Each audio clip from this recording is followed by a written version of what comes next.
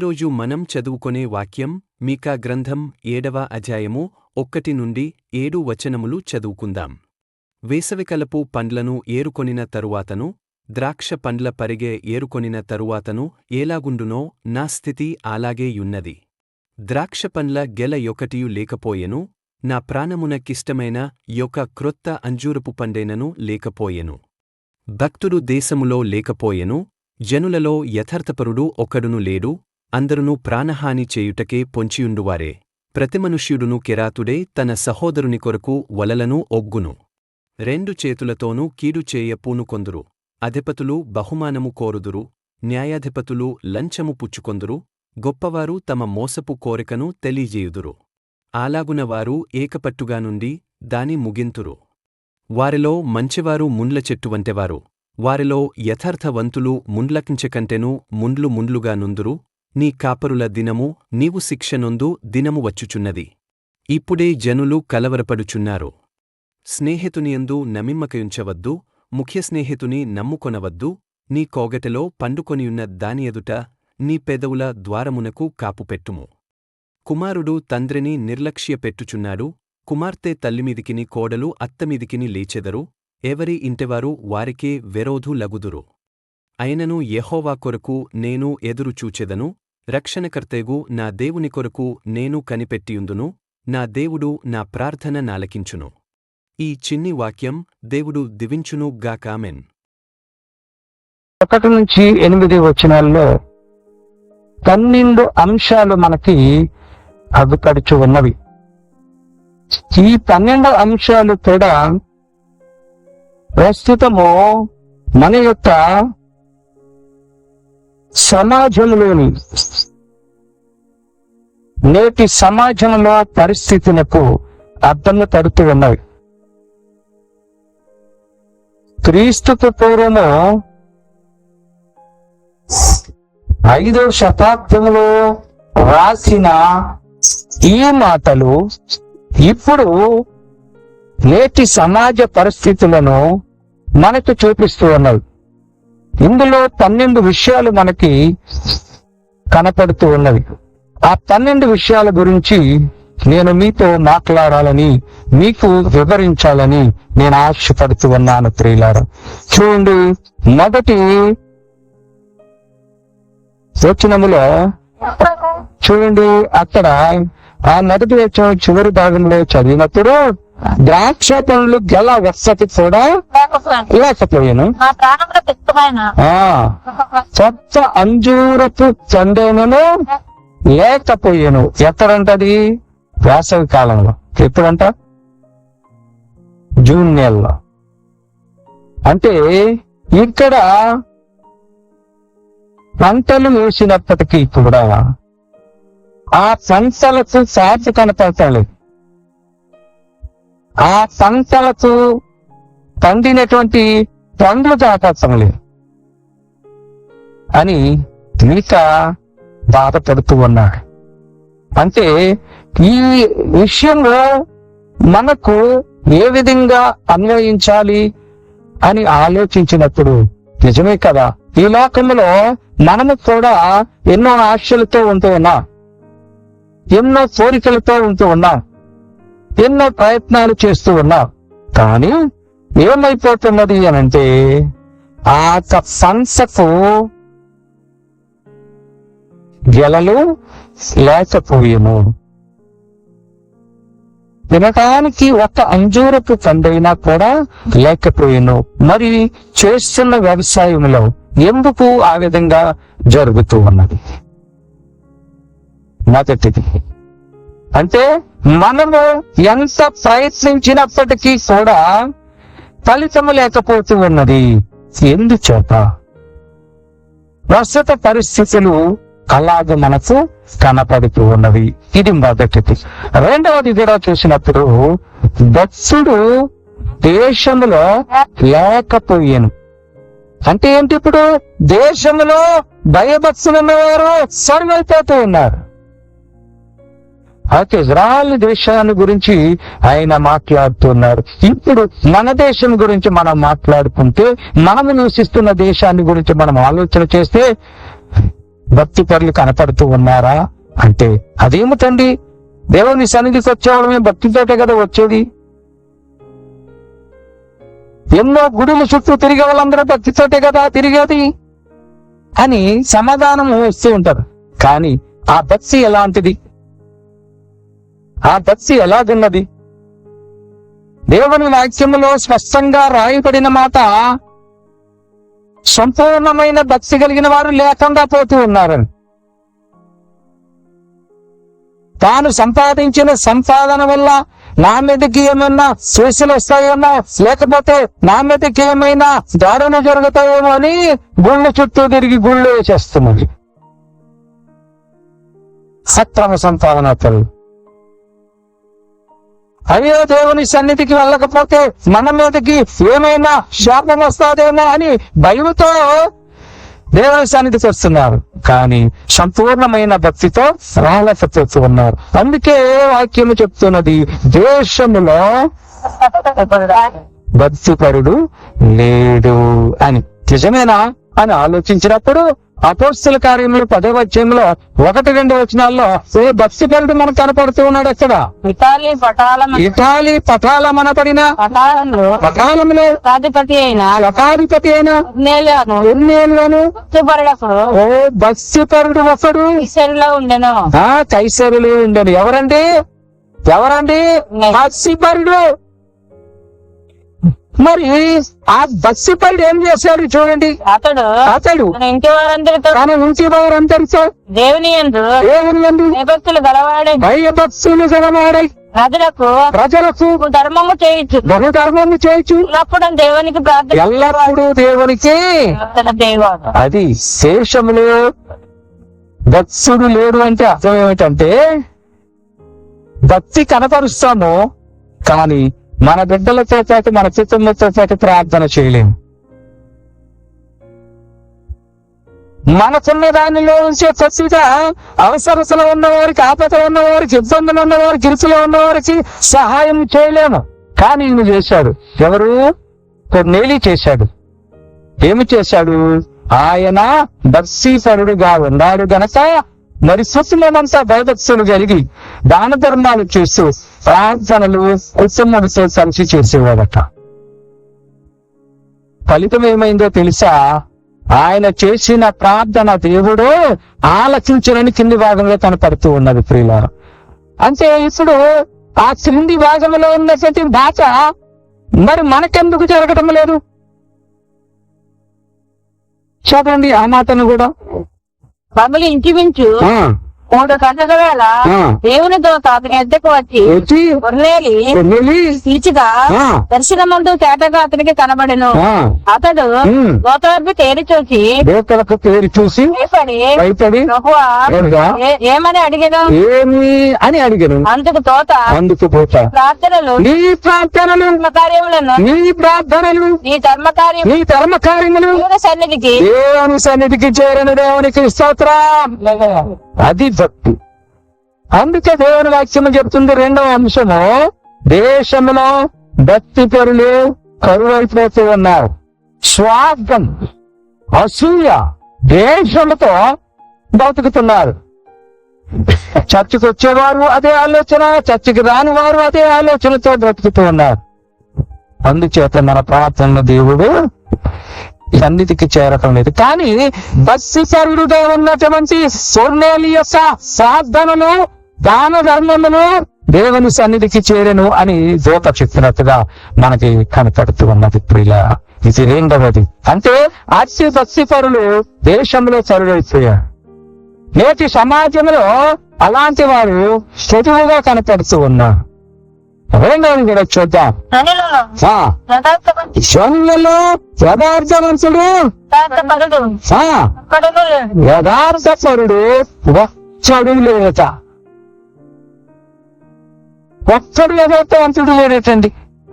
ఇప్పుడున్న పరిస్థితుల్లో ఎందుకు యథార్థత లేకుండా బతుకుతున్నారో నాకు తెలియదు. యథార్థత అనేది కనపడటం లేదు.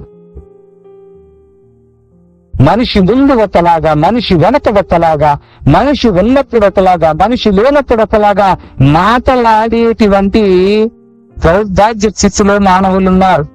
అందుకే వారిలో యథార్థత లేదు. తమ సహోదరులకు కీడు చేసేటువంటి మనుషులు పేదవాడు ఎలా అంటే మేలు చేసుకును చేసుకును క్రూరుడు శరీరంలో తన శరీరమునకు తెచ్చుకుని ఏం తెచ్చుకుంటాడండి? బాధను తెచ్చుకుంటాడండి. ఎవరు? ఒక క్రూరుడు. ఈ క్రూరుడు ఏం చేస్తున్నాడు?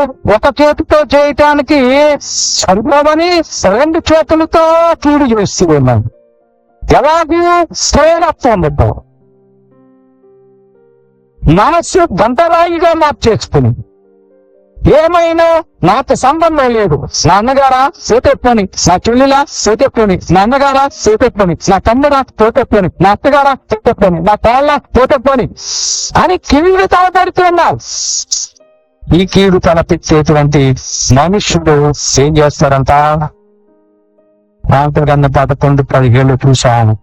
ఎవరైతే శ్రేయంగా ప్రవర్తించుటతో వారికి కీడు చేస్తాడో వాడు తన శరీరానికి తానే సాధన తెచ్చుకుంటాడు అని రాయబడి ఉన్నది. తిరిగిలాడు ఇదే అలాంటి కీడుడు కూడా బైబిల్లో ఉన్నాడు.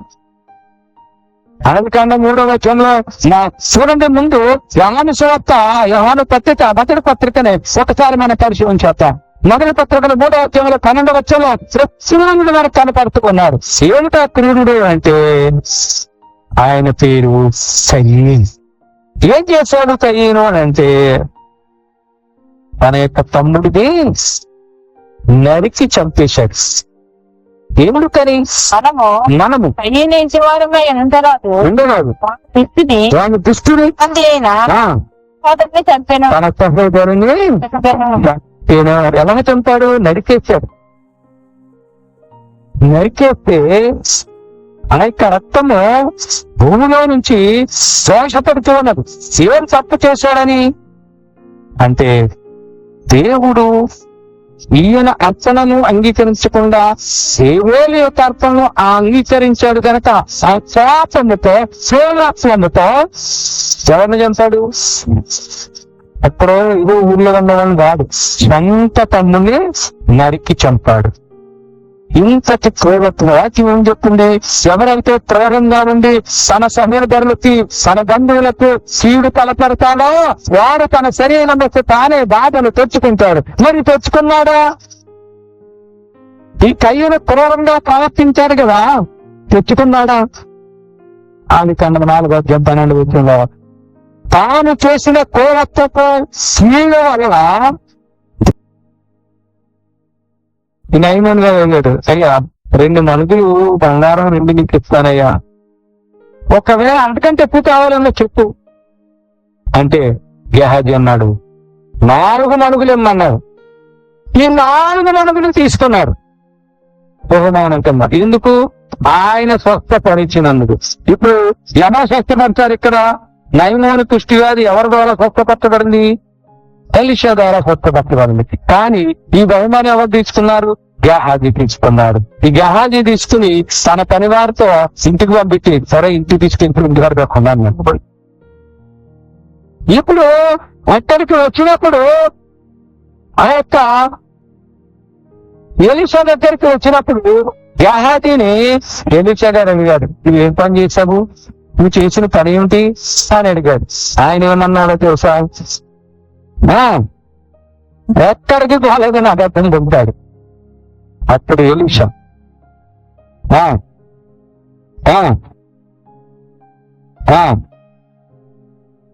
నా మన చెప్పుడు నేను నీతో లేదు, నేను ఎక్కడికి వెళ్ళాను అని అబద్ధం చెప్తూ ఉన్నాడు. పిల్లరా గమనించండి. ఆ కారణము చేత 27వ వచనంలో ఆ కారణము చేత కాబట్టి నయమానుకు కలిగిన నీకునే నీ సంతానమునకునే ఎప్పుడు సంవత్సరా ఎప్పుడు 10 సంవత్సరాల సర్వకాలంలో నీకు నయమానుకు వచ్చిన కుష్టి వ్యాధి నీకు ఒక్కడికే కాదు, నీకును నీ సంతానమునకును కుష్టి వ్యాధి సంప్రాప్తించును. ప్రియులారా గమనించండి. ఎందుకు ఇచ్చింది ఇది? బహుమానము. అక్రమంగా బహుమతులు పొందటం వలన తనొక్కడికే రాలేదు, తన సంతానానికి కూడా ఎల్లకాలము ఆడ బ్రతికున్నంత కాలం, అంటే గహాది చచ్చిపోయే వరకు, గహాది సంతానం చచ్చిపోయే వరకు ఇసువది వాడిని వదలదు. ఏం కారణము చేత? బహుమతులు పుచ్చుకుని తెచ్చాక. అందుకే మీకా గారు 5 మనకు తెలియపరిచారు, అధిపతులంట బహుమానమును కోరుకుందరు అని. ప్రియులారా, ఆలోచన వచ్చేయండి. మనము కూడా ఒకవేళ మన యొక్క కింది వారి నుంచి బహుమతులు కోరుకుంటున్నామా, లేదా మన పరివారికి మన పనులు చేయట కొరకు బహుమానం ఇస్తున్నామా ఆలోచించుకోవాలి. ఈ లోకల తీరి ఎలాగన్నదంటే అధికారులు బహుమతులు కోరుతూ ఉన్నారు, అధిపతులు బహుమతులు చేరుతూ ఉన్నారు. ఆ కారణాన్ని మనం చూసినట్లయితే యెహోవాకున్న పరిస్థితి ఏమిటో మనం గమనించాం. మన పరిస్థితి కూడా అలా మారుతుందేమో ఆలోచన చేసుకోవాలి. ఇది మీకా గారు ఈ లోక పరిస్థితులకు అర్థం జరుపు చెప్పిన 5వ అంశము. 6వ అంశాన్ని కూడా చూద్దాం. సచిలేసి చదవండి. న్యాయాధిపతులు లంచము పుచ్చుకొందురు. ఎవరు? న్యాయాధిపతులు అంటే న్యాయము చేసేవారు. న్యాయం చేసేవారే న్యాయం కోసం వెళ్ళిన వారి దగ్గర లంచం తెచ్చడం తెలియండి. మరి ఇది లోకంలో ఉన్న తీరు, ప్రస్తుత ప్రపంచంలో నడుస్తున్న నడవడికిది. అది మీకా గారు బయలుపరిచారు. న్యాయాధిపతులు లంచము జ్ఞానుల కన్నులకు బుద్ధితనము కలుగజేస్తున్నది అని వాక్యము మాట్లాడుతూ ఉంటే, లంచము కొరకు ఫైళ్లు చెక్కుపెట్టే అధికారులు మనకు కనపడుతూ ఉంటారు. లంచం ఇవ్వకపోతే పనులు చేయని వారి కనపడుతూ ఉన్నారు. అయ్యో, నా పని ఏదో రీతిగా అవ్వాలని బాధితులే అక్షలు చేసి లంచాలు ఇచ్చే పరిస్థితి కూడా మనము చూస్తూ ఉన్నాం. ఏ సంఘటన మీ విశ్వాసులారా ఆలోచన చేయండి. ఈ లంచం ఎలా పుచ్చుకుంటారో కూడా వాక్యంలో స్పష్టంగా చెప్పబడుతూ ఉన్నది. సామెతల గ్రంథం 17:23 ఈ లంచాన్నంతా ఎలా పుచ్చుకుంటారో కూడా స్పష్టంగా రాయబడి ఉన్నది పరిశుద్ధ గ్రంథంలో. ఈ న్యాయ విధులను చదువుటకై కృష్ణుడు ఎందులో నుండి లంచము పుచ్చుకొనును అని చెప్పబడుతూ ఉన్నది. ప్రియమైన సంఘమా, ప్రియమైన విశ్వాసుల, నేటి పరిస్థితుల్లో ఎవరు లంచం తీసుకుంటున్నారు? న్యాయాధిపతులు లంచము తీసుకుంటున్నారు. మీరు గమనించినట్లయితే ఇటీవల కాలంలో టీవీల్లోనూ పత్రికల్లోనూ వచ్చింది, హైకోర్టు జడ్జి గారి ఇంటిలో 15 నుంచి 50 కోట్లు డబ్బున్నది, కట్టడాల ఖర్చు ఉన్నది. ఈ పత్రికల్లో వచ్చింది, టీవీల్లో వచ్చింది. ఎందుకు ఈ డబ్బు అని అంటే ఆయన లంచము తీసుకున్నాడు అని. ఎవరు తీసుకున్నది? జడ్జి గారు. సరే, అది తీసుకున్నారు లేదు, ఆ డబ్బు ఎవరిది కాదు, అది మనకు అనవసరం. కానీ పత్రికల్లో జడ్జి గారే, హైకోర్టు జడ్జి గారే ఆ డబ్బు తీసుకున్నారని వార్తలు వచ్చాయి. అది నిజమో కాదో మనకు తెలియదు, అది పెద్దవాళ్ళ వ్యవహారం కనుక మనకు అనవసరం. కానీ పత్రికల్లో వచ్చింది, అందరం చదివాం. మరి వాక్యం ఏమని చెప్పింది? న్యాయాధిపతులు లంచము పుచ్చుకొందురు అని. మరొక హైకోర్టు జడ్జి గారు దేశ ప్రధానమంత్రి గారికి ఓ లేఖ రాశారు. ఏమని తెలుసా? 20 మంది జడ్జిలు డబ్బులు తీసుకుని లంచాలు తీసుకుని జడ్జిమెంట్లు ఇస్తున్నారు అని కంప్లైంట్ చేశారు. అందులో నిజమో అబద్ధం మనకు అనవసరం, కానీ ఆయన రాశారు, పేపర్లు వచ్చింది. ఆ కంప్లైంట్ చేసిన జడ్జి గారిని కూడా పోలీసులు అరెస్ట్ చేశారు. తర్వాత కేసు ఏమైందో మనకు తెలియదు. ఇది పేపర్లో వచ్చింది, టీవీలో వచ్చింది. ఎవరి మీద వచ్చినాయి ఇప్పుడు ఆరోపణలు అంటే? జడ్జీల మీద, అంటే న్యాయాధిపతుల మీద వచ్చింది. ఎందుకు? లంచము పుచ్చుకుంటున్నారు అని. వాక్యం ఏమని చెప్పింది? న్యాయాధిపతులు లంచము పుచ్చుకొందురు. మీకా గారు బయలుపరచబడిన 7వ అంశం ఏంటంటే, ఈ లోకంలో ఈ ప్రస్తుత పరిస్థితుల్లో న్యాయాధిపతులు లంచం పుచ్చుకుంటున్నారు అని. ఇలాగే సూచించండి. 7వది కూడా మనం చూద్దాం. గొప్పవారు తమ మోసపు కోరికలను తెలియచేయరు. ఇక ఏమిటి తెలుసా? గొప్పవారేమి, పేదవారేమి, ధనికులేమి, దరిద్రులేమి మోసం చేస్తున్నారని అర్థం. మరి పేదవారు తినటానికి తిండి లేక ఆ కొట్టులో ఉన్నటువంటి ఆ బిస్కెట్ లేకపోతే ఇంకోటో ఆ యజమాని ఇలా చూస్తున్నప్పుడు మోసంతో ఆ బిస్కెట్ తీసుకెళ్లిపోయాడు అనుకోండి, అయ్యో పాపం అతనికి ఆకలిస్తుంది, ఆకలి తినటానికి ఆ మోసం చేసి పెట్టుకుపోయాడు అని అనుకోవచ్చు. కానీ ఇక్కడ ఎవరంతా గొప్పవారు ఏం చేస్తున్నారు? మోసం చేస్తున్నారు. గొప్పవారు పేదవారిని మోసం చేస్తున్నారు. గొప్పవారు ఇంకా గొప్పవారు అవ్వాలని మోసము చేసి బ్రతుకుతూ ఉన్నారు. మరి మోసము చేయటం అనేది ఎంత భయంకరమైనటువంటి నేరమో మనం పరిశుద్ధ గ్రంథంలో చూద్దాం. ఈ మోసము వలన శాపము పొందిన వారు కనపడుతూ ఉన్నారు. మొదటి కాండంలో మనం గమనించినప్పుడు 7వ అధ్యాయం 13వ వచనంలో సర్పము మోసము చేసిందని అవన్నీ గారు చెప్తున్నాం. ఇప్పుడు దేవుడైన యెహోవా నీతో నీవు చేసినది ఏమిటి అని అడుగగా, ఎవరు మోసం చేశారు ఇప్పుడు చెప్పండి? సర్పము నన్ను మోసము చేసింది. మరి సర్పము నిన్ను మోసం చేసింది, నువ్వు మోసపోయా, అందువల్ల నీ పరిస్థితి ఏమైంది? శాపాన్ని పొందుకున్నావుగా, శాపాన్ని లోకం దగ్గరికి తెచ్చిపెట్టావుగా, నీ ప్రసవ వేదన ప్రతి మహిళకు తెచ్చిపెట్టావుగా. నువ్వెందుకు మోసపోయావు అని అంటే నీ కళ్ళకి అది బాగా కనపడింది కాబట్టి నువ్వేమైపోయావు? మోసపోయావు. నిన్ను సర్పం మోసం చేసిందని ఇప్పుడు సర్పం మీదకి నెప్పం నెట్టుతున్నావు. నువ్వు ఆ సర్పం మాట వినకుండా ఉంటే సరిపోయేది కదా. నువ్వు చేసినటువంటి ఆ యొక్క పని వల్ల నీవు మోసపోవటమే కాకోకుండా నువ్వు చేసినటువంటి మోసం వల్ల నీవు శాపాన్ని తెచ్చి ఈ శాపాన్ని లోకం మీదకి నెట్టి లోకంలో ఉన్న మహిళలందరికీ కూడా ప్రసవేదన మిగిల్చావుగా. నువ్వు ఆ రోజు సర్పం మాట వినకుండా ముందు ఉంటే ఎలాగుండేదో లోకం. కాబట్టి మోసపు చేయటం వలన ఎదుటవారికి కష్టం కలుగుతుంది, ఎదుటవారికి నష్టము కలుగుతుంది. మరి ఒక ఆయన స్వయంగా యేసుక్రీస్తు ప్రభువునే మోసం చేశాడే. లూకాసు వార్త 22వ అధ్యాయంలో మనం గమనించినప్పుడు 48వ వచనంలో ఇస్కరియోతు యూదా అనే అతను యేసుక్రీస్తు ప్రభువుని మోసం చేశాడే. అయ్యా నేనా ప్రభువా ఆయన అంటున్నాడు కదా, మీలో ఒకటి నన్ను అప్పగిస్తాడంటే నేనా ప్రభు అంటే ఈయన భుజాలు తడుముకుని ప్రభా నేనా ప్రభు నిన్ను నమ్మేది, నేనా ప్రభు నిన్ను అప్పగించేది, ఏంటి ప్రభు నువ్వు కన్నా అన్నాడు. చివరికి ఏం చేశాడు?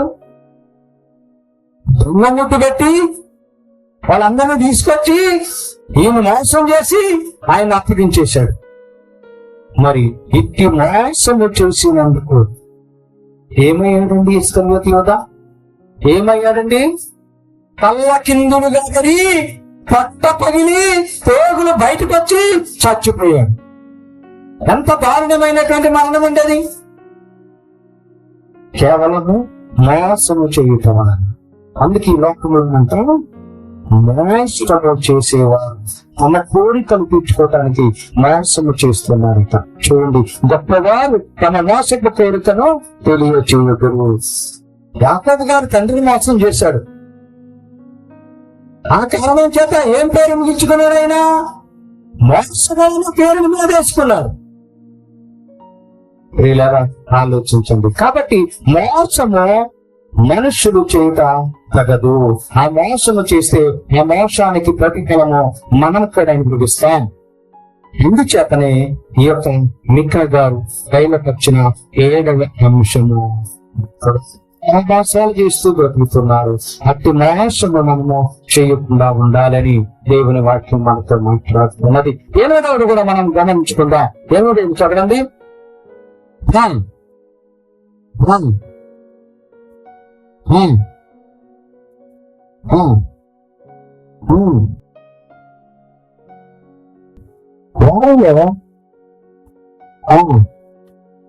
గంగ చెట్టు వంటి వారు వారిలో యథార్థవంతులు నిండ్ల కంచె కంటెను నిండ్లు నిండ్లుగా నుండి వచ్చుతున్నది. అప్పుడు జనులు ఏం చేస్తారట? కలవరపడిపోతారు. ఏమిటండి ఇందులో మాట? మంచివారు ముండ్ల కంచి వలె ఉండురు, మంచివారిలో యథార్థవంతులు ముండ్ల కంచె కంటెను ముళ్ళుగా ఉండురట. ఏమిటి ఇందులో మర్మం?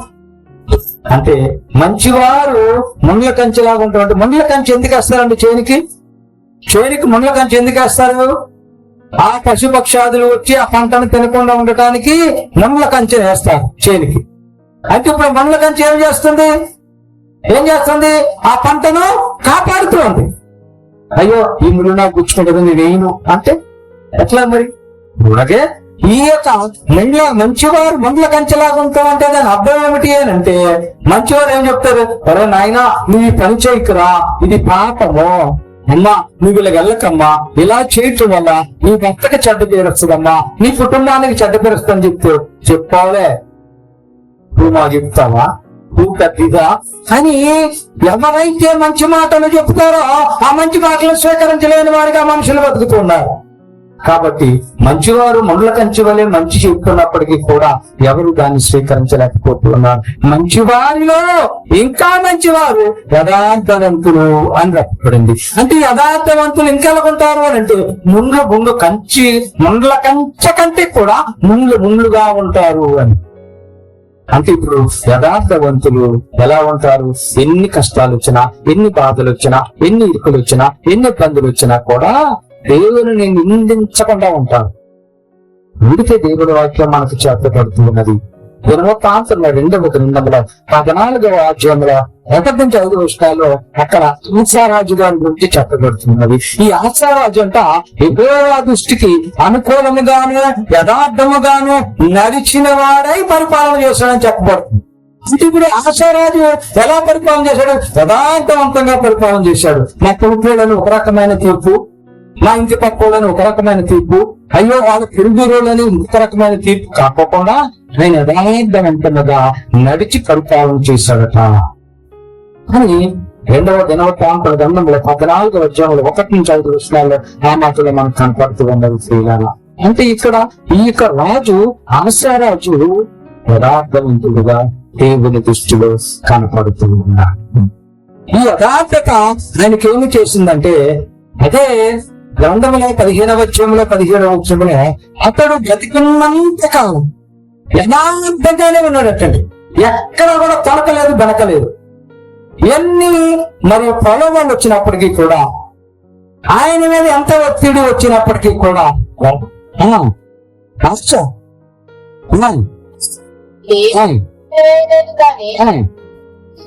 ఇతడు బ్రతికిన కాలమంతయు ఇతని హృదయము యథార్థముగా ఉండిన దేవునికి స్తోత్రం.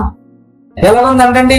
బ్రతికినంత కాలం యథార్థంగానే బ్రతకాలంట, ఏ మాత్రమూ మార్పు లేక. తాను బ్రతికిన దినములన్నీ కూడా దేవునికి భయపడి యథార్థంగా జీవించాడు. మరి ఇలా యథార్థంగా బ్రతకడం వల్ల ఏమిటి ప్రయోజనము? అవి మేము యథార్థంగా ఉన్నామండి, అన్ని బాధల కష్టాలు ఇరుకులు ఎత్తం వస్తున్నాయండి అని అంటున్నారు. మరి అలా యథార్థంగా బ్రతికితే ఏంటి ప్రయోజనం అంటే, అదే 15వ అధ్యాయంలో 19వ వచనంలో మనము చూస్తాం. ఆసారాజు ఏలినటువంటి ఏలుబడి యందు 35వ సంవత్సరం వరకు ఏం జరగలేదండి? ఏం జరగలేదు? యుద్ధాలు జరగలేదు. ఎందుకు తెలుసా? ఆయన యథార్థత వల్ల యుద్ధాలు జరగలేదు. మరి మనం యథార్థంగా ఉంటే దేవుడు మన మనవను ఆలకిస్తాడుగా. మనం యథార్థంగా బ్రతికితే దేవుడు మన మనను ఆలకిస్తాడుగా. మరి మనలో ఎందుకు యథార్థం లేకపోతున్నది? ఏ లోకంలో మనుషులకు యథార్థత లేదు. మీకా గారు బయలుపరిచిన 8వ అంశం గమనించింది. 9వ అంశాన్ని కూడా మనం చూద్దాం. చూడండి 9. ప్రయత్నంగా నమ్మిక ఉంచవద్దు, ముఖ్య స్నేహితుల్ని నమ్ముకొనవద్దు. చూడండి పిల్లలు, ఇప్పుడు అంతా కూడా ఫ్రెండ్స్ ఎవరు? ఒక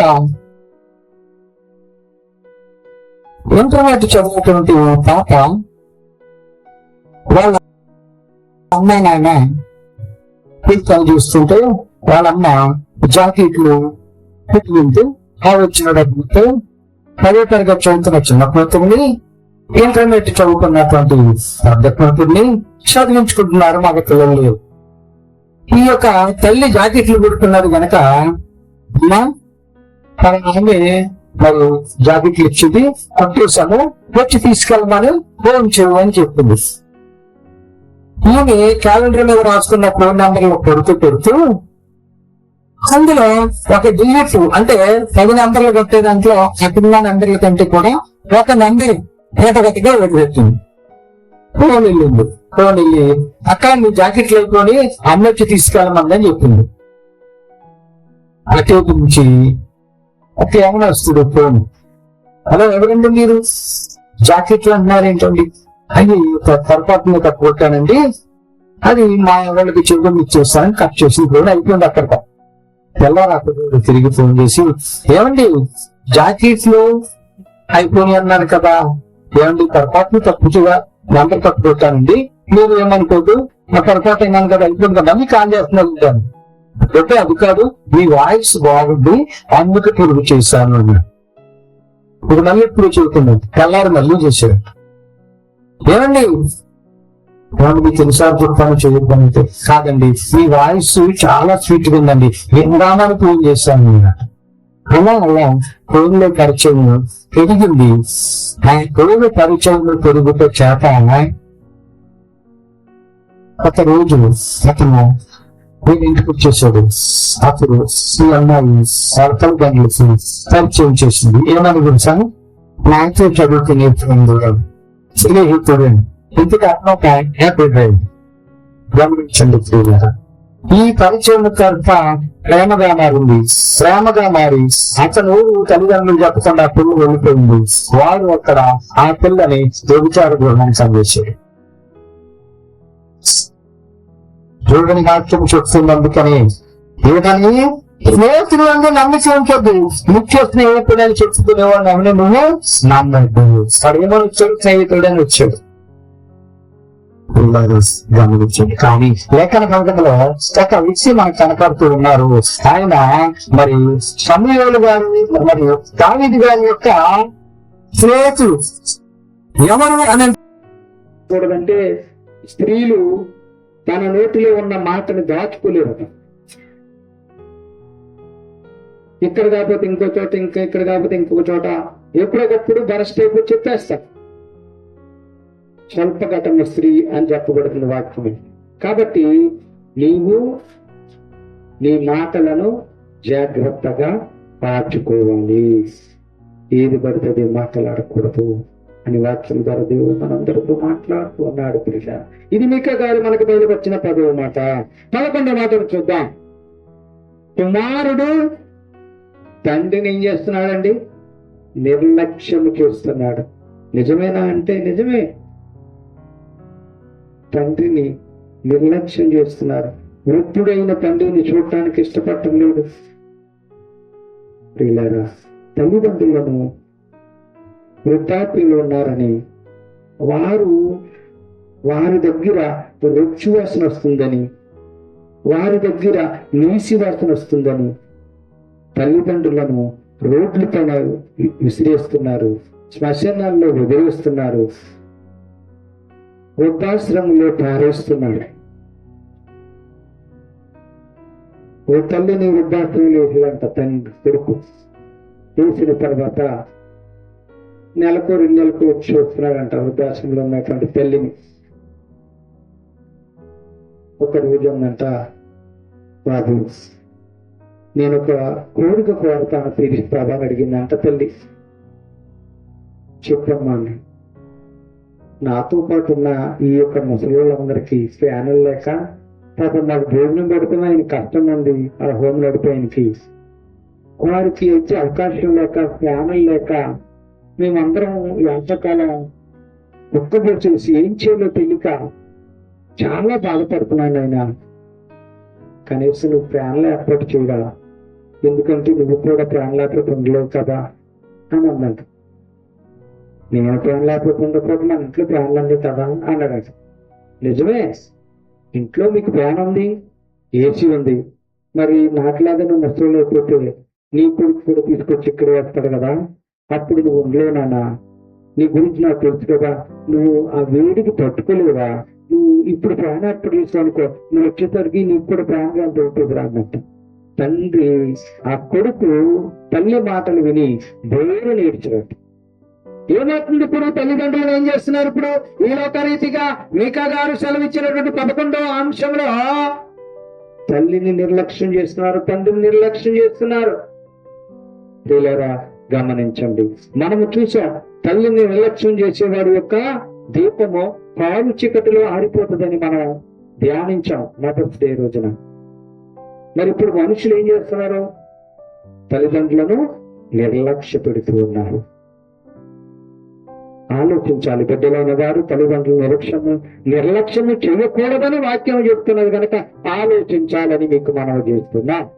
యవనస్తులైనటువంటి బిడ్డలు వాని దంపతులైన వారు తమ యొక్క తల్లిదండ్రులను నిర్లక్ష్యము చేయకూడదు. చేస్తే ఏమని రాయబడితే హఠాత్తుగా మరణం వచ్చిందని రాయబడింది. మరి అది 11వ. 12వ కూడా చూద్దాం మనం. చూడండి, కుమార్తె తల్లి మీదకిని కోడలు అత్త మీదకిని లేచును, ఎవరి ఇంటికి వారే విరోధులైపోతూ ఉన్నారు. గమనించండి, ఎవరింటికి వారే విరోధులు. అత్తకోళ్ళ మధ్య మాటలు ఉండవు, తండ్రి కొడుకుల మధ్య మాటలు ఉండవు, అన్నదమ్ముల మధ్య మాటలు ఉండవు, అక్కజల్ల మధ్య మాటలు ఉండవు. ఎందుకు విరోధులైపోతున్నారు? ఎందుకు? ఆశిత కథలు, డబ్బు విషయంలో మాట పట్టింపులు. ఈ కారణాల చేత ఏమైపోతున్నారు ఇప్పుడు? కుమార్తెలంతా తల్లుల మీదకి లేచును. మనం చెప్పుకున్నాం కదా, మచిలీపట్నం ఏరియాలో తల్లిని కూతురు మొగుడుతో కలిసి భర్తతో కలిసి నరికి చంపేశారు. ఎందుకు? శాస్తి పంపలేదని. ప్రియులారా గమనించండి. మరి కోడలు ఏం చేస్తుంది? అత్త మీదకి లేస్తుంది. ఈ కోడలు అత్త మీదకి లేచారు. అత్తగారు ఏం చేస్తుంది? కోడలు లేని సమయంలో కొడుకు నూరుకు వస్తుంది. కొడుకు ఏం చేస్తున్నాడు? వచ్చి భార్యను కొడుతూ ఉన్నాడు. ఇప్పుడు భార్య భర్త మధ్య గొడవలు వస్తున్నాయి. ఈ గొడవలు కాస్త చిలికి గాలి వానాయి, విడాకులు దాకా పోతుంది. ఇది ప్రస్తుత నేటి సమాజంలోని పరిస్థితులు. ప్రియులారా గమనించండి, 12 విషయాలు మీ దృష్టికి తీసుకొచ్చాను. మీకా గ్రంథంలో రాయబడినటువంటి 7వ అధ్యాయంలో 1 నుంచి 8 వచనాల్లో రాయబడిన 8 అంశాలు ఈ లోకంలోని నేటి పరిస్థితులకు అర్థం పడుతున్నది. అది నీ జీవితానికి ఏమన్నా ప్రమాదమేమో ఆలోచించుకో. నీ బ్రతుకులో ఇలాంటి ఉండవేమో, యథార్థతలు లేవేమో, భక్తి లేవేమో, దేవుని ఎలా ఆలోచించుకో.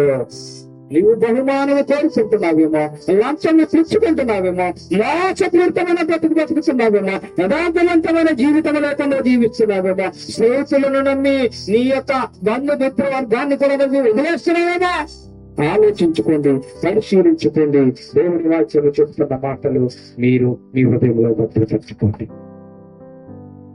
మీకా గారు సెలవించిన 12 విషయాలు మీరందరూ ఆలోచించి అవి మీ జీవితంలో ఒకవేళ ఉన్నట్టయితే వాటన్నిటిని పారపోలి, వాటన్నిటిని దృఢపరిచి దేవుని యందు భయభక్తులు కలిగి దేవుడు మనకి అనుగ్రహించాలన్న దీవెనలకు ఆశీర్వాదాలకు మీరందరూ పాత్రలుగా మిగలాలని తెలియపరుస్తూ ఈ నా పెద్ద మాటలు ముగిస్తూ ఉన్నాను. దేవుడి వాక్యమును మనందరి వెనుకటిలో దీవించును గాక.